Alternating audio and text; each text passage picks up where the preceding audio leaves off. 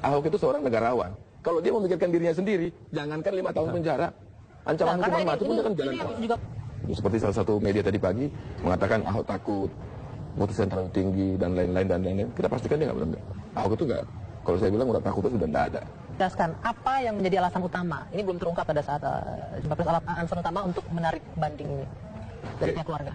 Jadi seperti kita ketahui setelah pembacaan putusan sidang pada tanggal 9 kemarin sudah diputus 2 tahun dan pasalnya pun 156 Pak Ahok diskusi sama tim pengacara langsung hari itu menyatakan banding. Itu kata kronologis. Jadi tanggal 9 kemarin kita sah menyatakan banding. Nah yang kedua pada hari Senin kemarin kita melakukan insage pemeriksaan berkas sebelum dilimpahkan ke pengadilan tinggi. Sebelum kita periksa itu, sebelum kita melakukan insage, kita mendaftarkan memori banding kita. Kita daftar memori banding, setelah itu baru kita insage. Setelah ini beres selesai semua, itu mulai pagi sampai siang, hampir sore kira-kira habis makan siang, kita mau pulang, pihak keluarga telepon. Ya, untuk tunggu di pengadilan. Karena ada keputusan penting dari keluarga. Akhirnya kita tunggu untuk kita diskusi sebentar dengan Ibu Vero dan Bu Vivi datang. Pak Ahok memutuskan untuk mencabut banding tersebut. Dijelaskan mengapa? Sewaktu itu dijelaskan mengapa.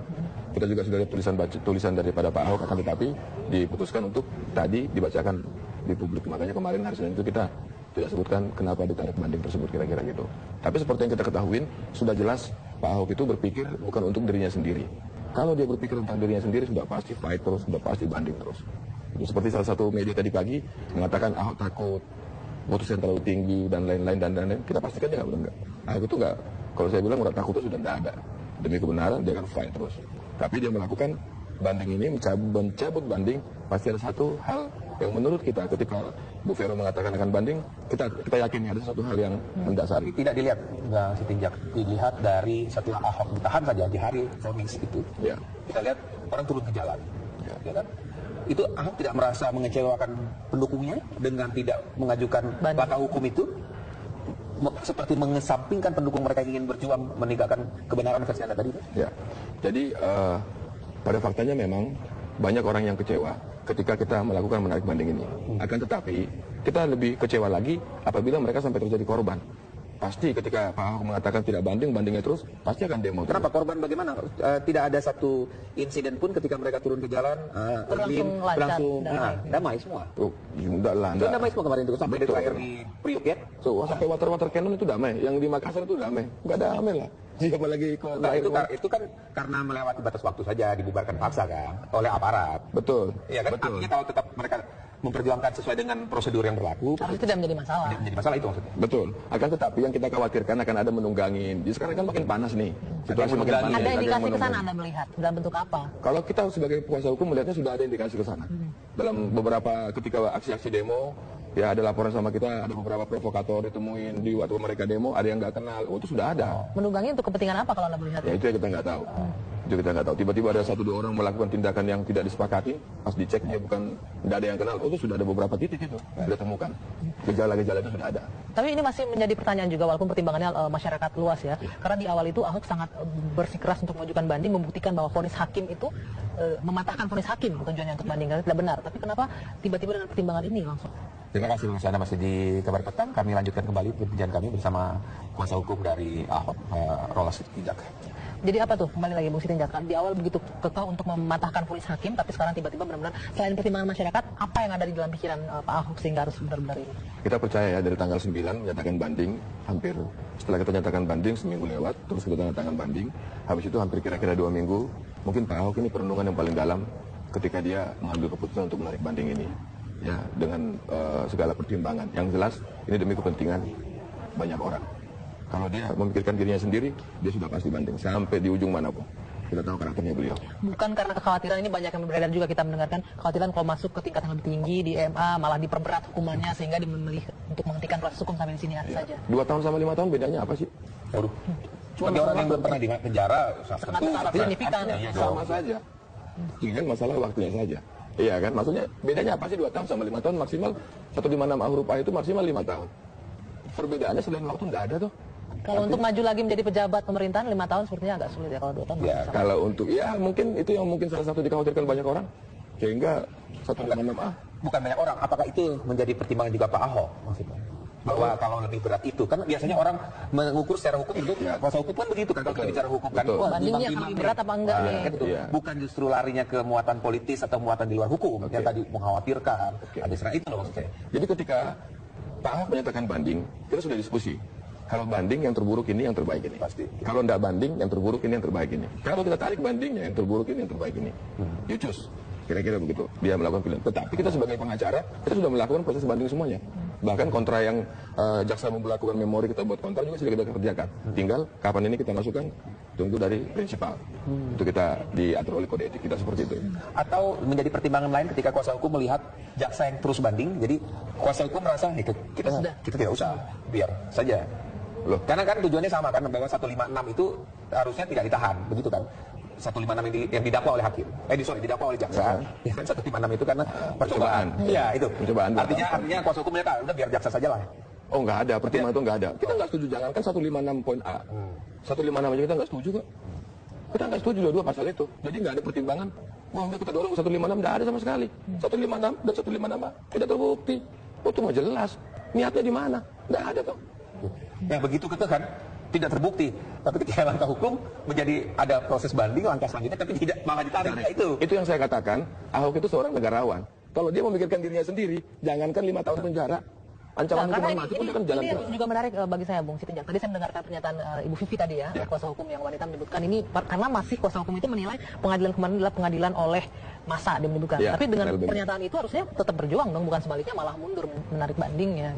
Artinya tidak menerima hasil vonis hakim, tapi malah setuju.